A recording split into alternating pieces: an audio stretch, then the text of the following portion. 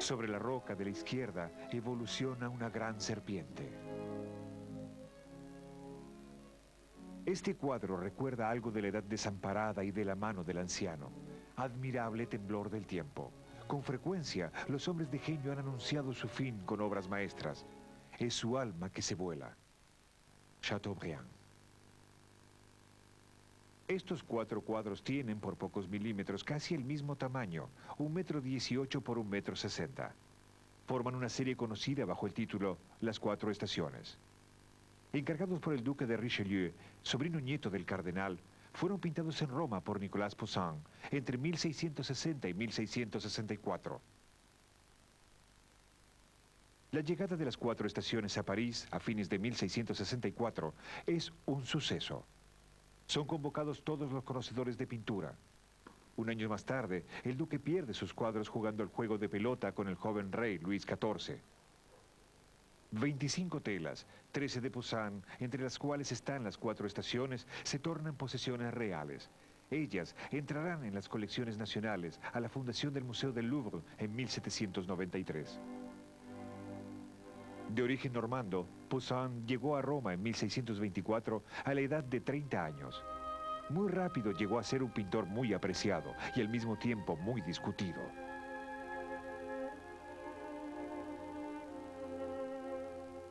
Con excepción de una estadía de 2 años en Francia, donde es nombrado primer pintor ordinario del rey, Poussin no se moverá más de Roma.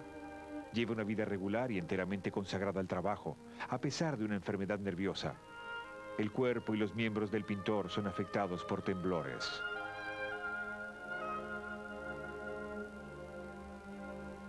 Nicolás se había acostumbrado a levantarse a la mañana y hacer algún ejercicio 1 hora o 2, paseándose a veces a través de la ciudad. Pero casi siempre sobre el monte de la Trinidad, que es el Monte Pincho, no lejos de su casa. Se entretenía con sus amigos en curiosos y doctos discursos. De vuelta a su casa, se ponía a pintar sin interrupción hasta el mediodía, y habiendo almorzado, pintaba aún durante algunas horas.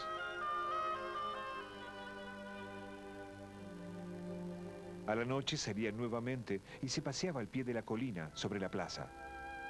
Hablaba muy a menudo de arte y con un conocimiento tan grande que no solamente los pintores, sino todos los hombres de espíritu cultivado venían para aprender de su boca los más altos significados de la pintura sobre los que él discurría, no para enseñar, sino porque le complacía.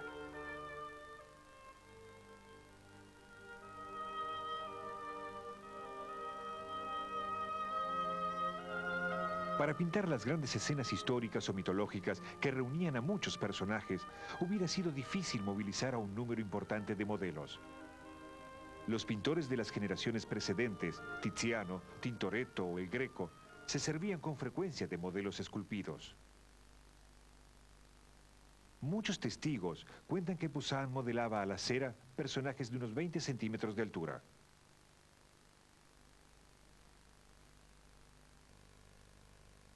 Los vestía y los colocaba sobre una suerte de escenario cuadrado que cerraba con un telón de fondo. Ponía en su lugar también las elevaciones del paisaje o las arquitecturas. Podía así estudiar la perspectiva, la posición de los personajes, sus movimientos y sus relaciones con el decorado. En fin, Poussin encerraba su maqueta en una caja. Sobre los tabiques instalaba ventanas para la iluminación. Sobre el frente, una claraboya le permitía estudiar la orientación de esa luz.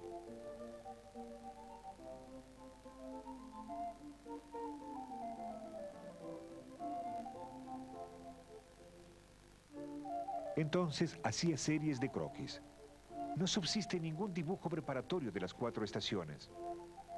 Pero los dibujos para una tela de 1646, el bautismo, dan una idea de las búsquedas que podía hacer el pintor antes de pasar a la ejecución de sus cuadros.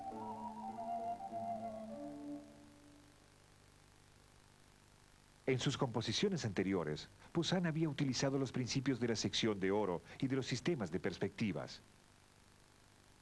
En el rapto de las Sabinas, la perspectiva refuerza el efecto de estallido, de huida y de dispersión dramática de la muchedumbre.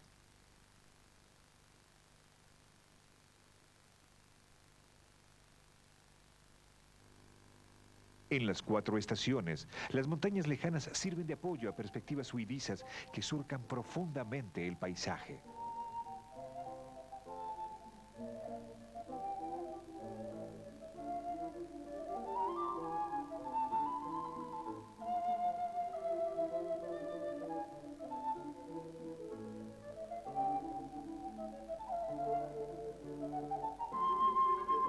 Los 4 cuadros son el resultado de una larga búsqueda en el paisaje, continuada por el pintor durante toda su carrera. Paisaje con una mujer que se lava los pies.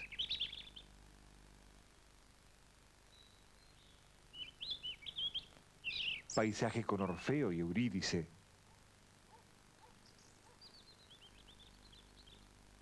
Paisaje con Diógenes.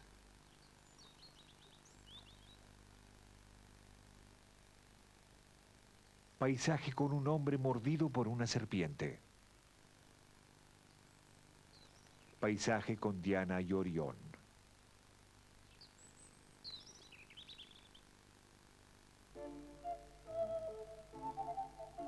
Los árboles están ubicados en la imagen de manera de crear relaciones de masas armoniosas. Las nubes atenúan el vacío del cielo y responden a la plenitud de las formas terrestres.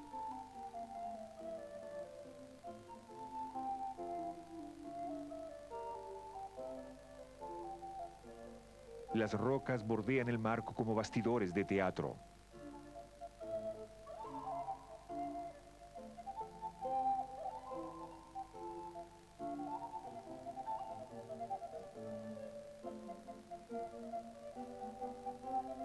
El paisaje es cada vez cortado por planos sucesivos, escalonándose en la profundidad.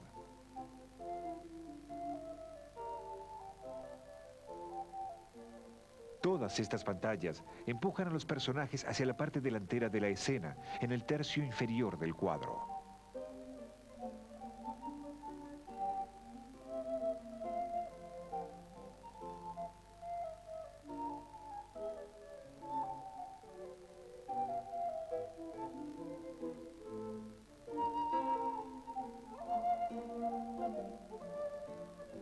Los personajes de las grandes composiciones de la madurez estaban tratados como esculturas. Los rasgos están bien marcados y tienen en cuenta las leyes que gobernaban en pintura, la expresión de las emociones. Los gestos están inspirados en los códigos de la antigüedad romana. Algunos de los personajes de las 4 estaciones toman prestados de las antiguas composiciones su vigor expresivo y sus gestos nobles o heroicos. Pero la mayoría son de una factura más grosera y a veces están solamente esbozados.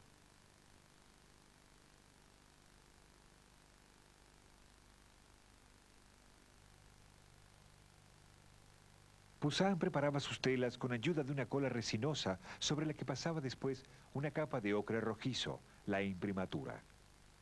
Venía después el dibujo, después un bosquejo rápido compuesto por una mezcla de aceite, amarillo de huevo y blanco de plomo. Esta capa magra que secaba rápidamente permitía pasar enseguida a la ejecución. Poussin permaneció fiel a una paleta reducida, utilizando los pigmentos más corrientes en la época. Para los rojos, vermellón, ocre rojo, miño. Para los azules, lapislázuli, azurita. Para los amarillos, ocre amarillo, massicot, amarillo de plomo. Para los verdes, tierra verde, mezclas de azurita y de amarillo de plomo. Para los tintes marrones, tierra de siena natural o quemada. Por fin, negro de carbón y blanco de plomo. A la moda veneciana, para oscurecer, Poussin no utilizaba tonos más oscuros, sino tonos más cálidos o más fríos. Su sistema cromático estaba basado en la oposición entre el rojo y el azul, es decir, entre el calor y el frío. La primavera es una suerte de variación sobre el color verde. El follaje y las rocas están como perforados por el amarillo vivo del sol naciente. El cielo azul es denso. El verano es una variación sobre los colores cálidos. Amarillo paja de los trigos, colores vivos de la vestimenta de los personajes, contra los que vienen a vibrar algunos azules intensos o verdes. El cielo azul es pálido. El otoño reencuentra los mismos colores, pero atenuados por la declinación del sol. Las nubes tormentosas, gris azulado, anuncian ya la estación siguiente. El invierno es una variación sobre los grises coloreados, gris cálido y gris frío, que inundan todo el paisaje, cielo, tierra y agua. Los colores de los nadadores en primer plano vienen a recordar la oposición rojo-azul fundamental. Las pinceladas son pequeñas, casi puntuales. El conjunto produce un efecto de tapicería. Este estilo, sin duda, no es deseado. Con la edad, la enfermedad nerviosa de Poussin se acentuaba. Con su mano temblorosa, el pintor no podía ya extender grandes pinceladas.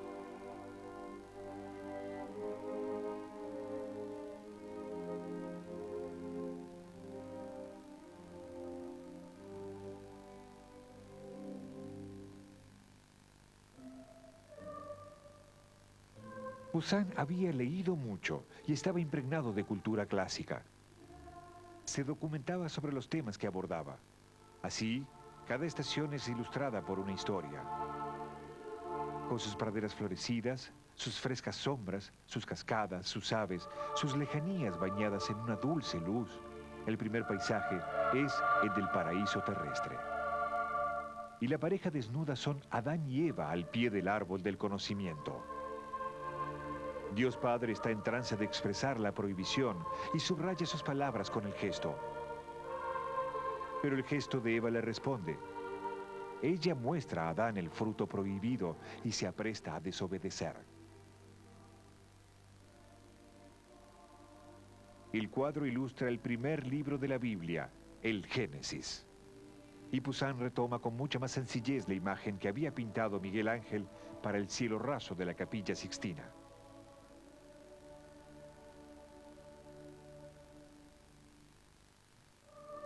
Una mujer arrodillada ante un hombre poderoso en el medio de las cosechas. Todos los indicios muestran que se trata de otra escena de la Biblia extraída del libro de Ruth. Ruth, viuda de origen moabita, pide humildemente a un rico propietario de Belén, el hebreo Booz, la autorización para tomar algunas espigas para su suegra Noemí, a quien ha decidido tener a su cargo. Booz le otorga su protección. Más tarde, Booz desposará a Ruth. De su hijo descenderá la raza de David, de donde un día nacerá Cristo. Poussin subraya el encuentro solemne, aislando a los dos personajes bajo la mirada respetuosa de un intendente apoyado sobre una lanza.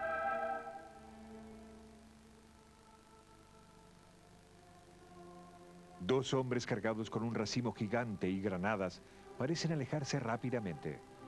Ellos están alerta, listos a llevar la mano a la espada. Es otro episodio bíblico, extraído esta vez del libro de los Nombres, que relata el éxodo de los hebreos al desierto. Moisés envía hombres más allá de las montañas para explorar el país de Canaán, donde mucho más tarde se instalarán los hebreos. Los emisarios vuelven cargados con las frutas del país fértil. El invierno no es, como lo quería la lógica, un país nevado. Muestra un gran cataclismo. Ciudades, montañas, campiñas y hombres son sumergidos por lluvias torrenciales. Una vez más, Poussin ha elegido un episodio bíblico, el diluvio. Dios se arrepiente de haber hecho al hombre y decide borrarlo de la faz de la tierra. Solo Noé ha encontrado la gracia a los ojos del Señor, quien lo ha autorizado a construir un arca con pisos para alojarse y albergar allí a una pareja de cada especie animal de la tierra. Otro autor moderno, Willibald Sauerländer, quiso llevar más lejos el análisis del ciclo de las estaciones. En la primavera, una mitad del paisaje está en las sombras, la otra iluminada. A plena luz está Dios Padre. El pecado original está reflejado por la oposición entre el día y la noche. Este primer cuadro representaría el estado del hombre ante la ley. Según este mismo autor, el verano habría podido ser inspirado a Poussin por los comentarios de un jesuita, Nicolás Serrarius, sobre el libro de Ruth.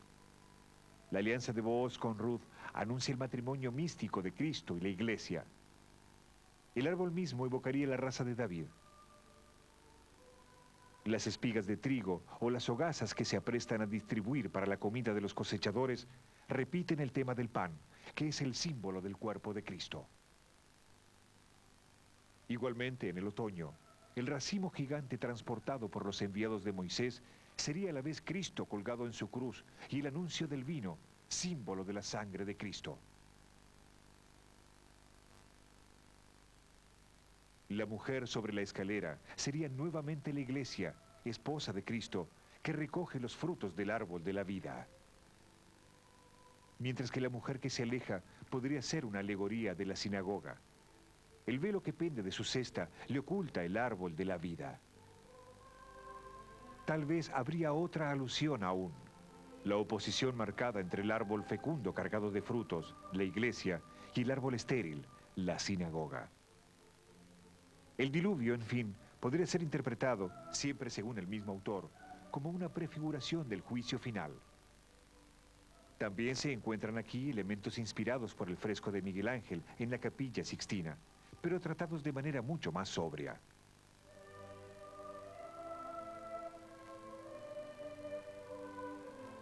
El arca de Noé que flota sobre las aguas anunciaría la nave de la iglesia triunfante.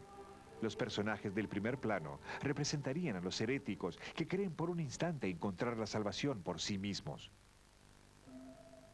Así, este juego de las estaciones podría ser leído como una historia de la redención. Pero la historia cristiana no es la única fuente de inspiración de Poussin.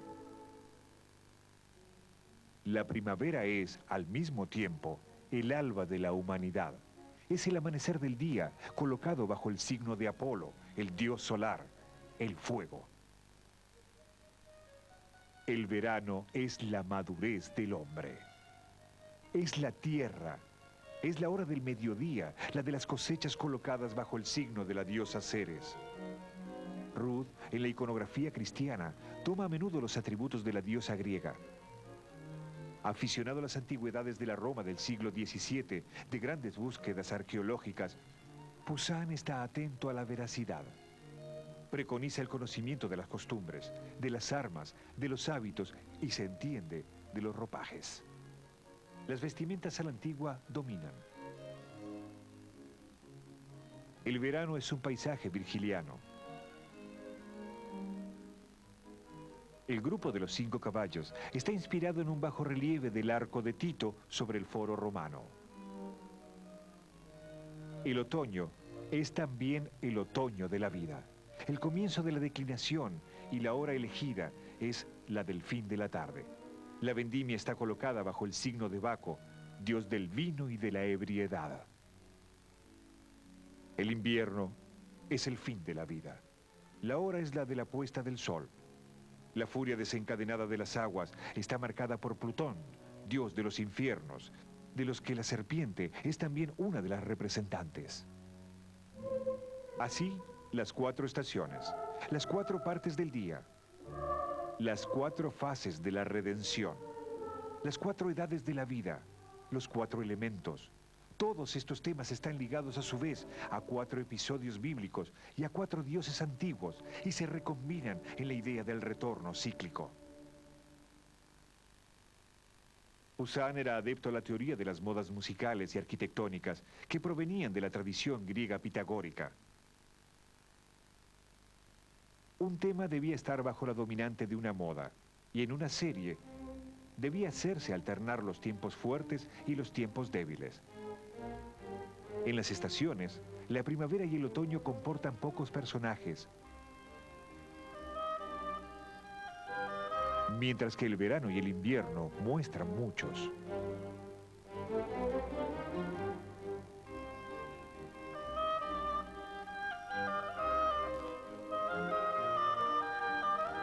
Del mismo modo, dos escenas graves encuadran a dos escenas risueñas.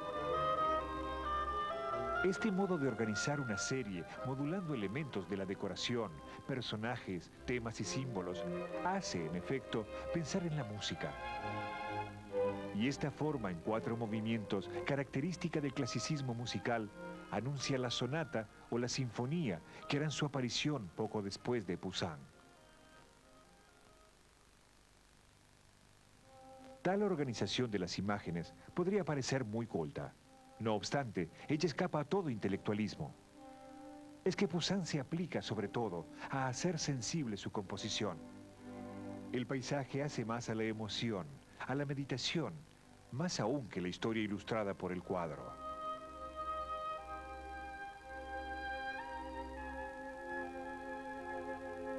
Los mismos objetos metamorfoseándose de un cuadro al otro se vuelven símbolos de la fertilidad o de la destrucción, de la permanencia o de la desaparición, de la renovación o de la muerte. Poussin está próximo a una visión panteísta, como si el viejo pintor buscase fundirse en un orden más vasto, el de la naturaleza. Retoma por su cuenta esta idea virgiliana. Hay una analogía entre la historia individual y la historia del mundo. Así, el paisaje es elevado al rango de pintura histórica. Si las 4 estaciones, paisajes testamentarios, relatan a la vez la historia de la naturaleza y la historia de la redención del hombre, ellas parecen también resumir la obra y la vida del pintor. La primavera, paraíso verdeante con sus manzanos cargados y sus frescas praderas, podría ser un recuerdo de la Normandía natal. Los 3 paisajes siguientes estarían más bien inspirados por la campiña romana, con sus veranos espléndidos, sus otoños pesados y sus inviernos lluviosos. En el borde de la última de las telas figura la serpiente, una suerte de animal fetiche que Poussin muestra en dibujos y en una veintena de cuadros. Tal vez alusión a un episodio biográfico que permanece desconocido. La fascinante serpiente está allí como símbolo de la amenaza, del terror y de la muerte, pero también como signo de la renovación del ciclo. ¿No es ella quien, oculta en el follaje de la primavera, aconsejará a Eva gustar del fruto prohibido a fin de que todo recomience? La serpiente es la última firma de Poussin. Zigzag arrojado como el eco del rayo divino que desgarra el cielo. Es también la representación de ese temblor nervioso que se había apoderado del cuerpo y la mano del pintor.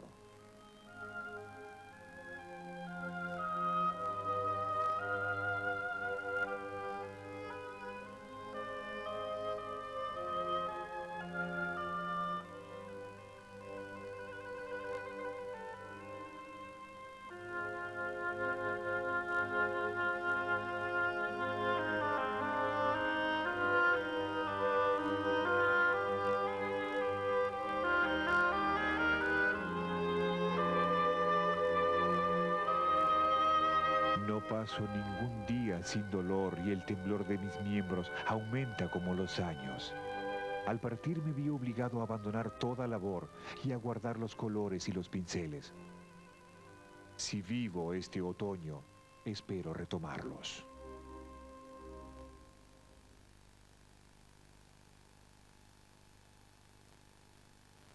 Paletas.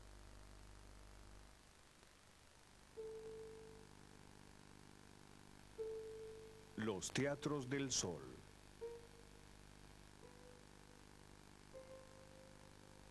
Puerto, 1639. Claudio Gelée, El Lorenés.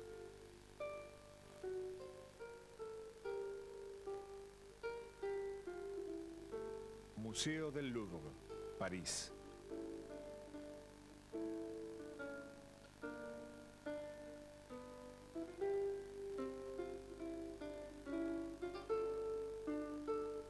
Un puerto de gran movimiento, iluminado por el sol poniente. El espectador se encuentra en la orilla. Su mirada está orientada de este a oeste hacia alta mar. La ciudad, de estilo italiano, podría ser un puerto de la costa tirrena. Diversas construcciones se escalonan sobre la parte izquierda. Un pequeño templo, el portal con 2 columnas toscanas, está terminado por una balaustrada ornamentada. 2 arbustos en macetas a la moda romana marcan sus ángulos. Arriba un reloj con una sola manecilla. Está encuadrado por 2 pilastras con capiteles dóricos y terminado por un frontón triangular que porta un escudo. Al costado en nichos estatuas antiguas.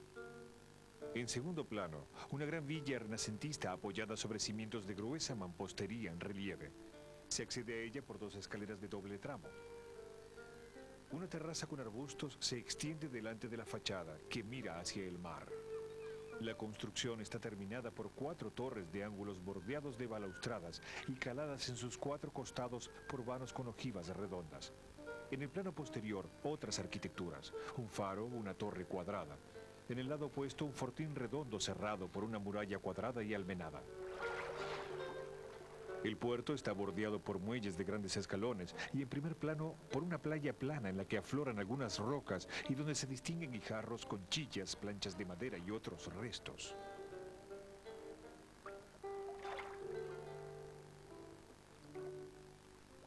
Cerca del templo, a la izquierda, la popa característica de una galera que ha sido puesta en dique seco para operaciones de armado.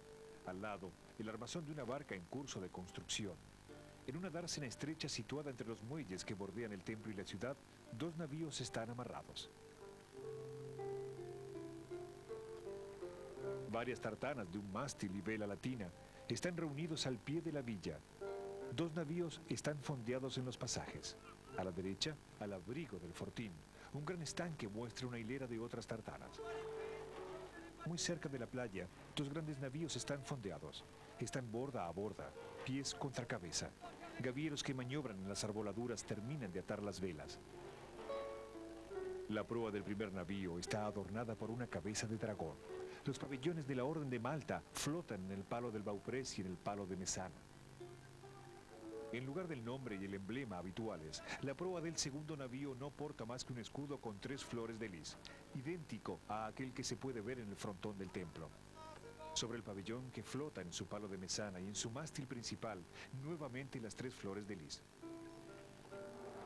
Varias embarcaciones atracan junto a los navíos. Una barca, ya cargada con barriles, se acerca a la playa. Un hombre llama, otro se apresta a saltar a tierra. Personajes importantes acaban de desembarcar. Están sentados sobre un baldaquín en una barca propulsada por 4 remeros. Un hombre en una barca se aleja y hace un signo de adiós.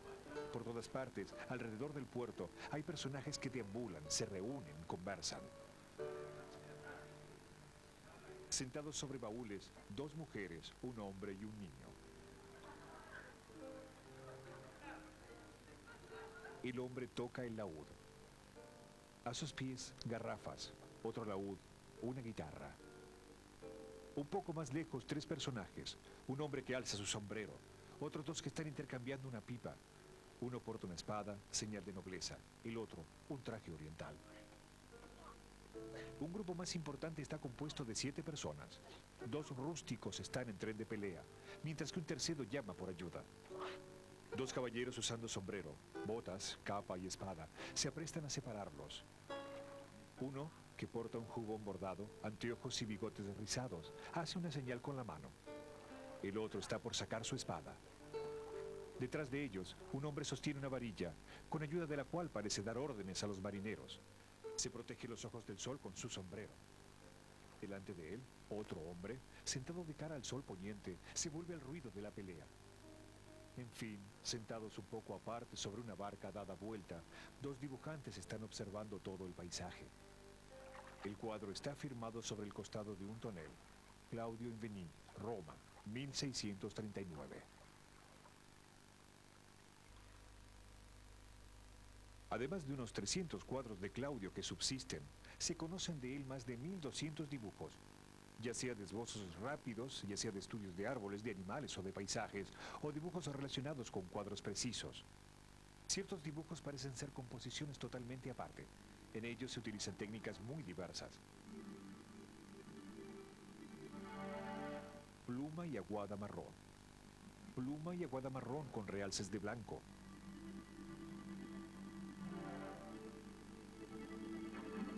Pluma, tinta gris, aguada marrón con realces de blanco sobre papel azul. Pluma, aguada gris y realces de blanco sobre papel de tinte amarronado. Indicaciones de puesta en cuadro a la piedra negra. Personas envidiosas y ávidas de un beneficio mal habido le robaron su idea. Además, imitaron su trabajo y vendieron copias de ellos en Roma, haciéndolos pasar por originales de su mano. Decidió llevar un registro y comenzó a hacer el inventario de todos los cuadros que vendía.